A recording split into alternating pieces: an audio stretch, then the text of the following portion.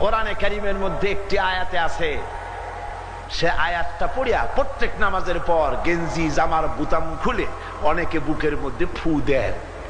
সেই আয়াতটাকে কি আয়াত বলা হয় কন্ত? মাশাআল্লাহ, সবাই জানেন, সবাই বুঝে ফেলেছেন আমি কি বলতে চাইছি। আয়াতুল কুরসি। কুরসি মানে কি? সিংহাসন। সিংহাসন, ক্ষমতা, পাওয়ার।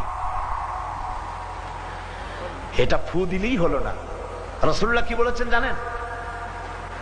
আল্লাহর নবী বলেছেন, প্রত্যেক ফরজ নামাজ পড়ে একবার করে আয়াতুল কুরসি যদি কেউ তেলাওয়াত করে, কিয়ামতের দিন আল্লাহ রাব্বুল আলামিন তাকে জান্নাত দান করে দিবেন।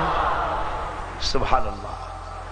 এইবার মনে হয় কিছু লোক খুশি হয়েছে, বাড়ি যাই বলতে পারবেন সারা জীবনের মতো ওয়াজ একটা শুনে আসছি, আর না শুনলে হবে। শুধু আয়াতুল কুরসি পড়বো,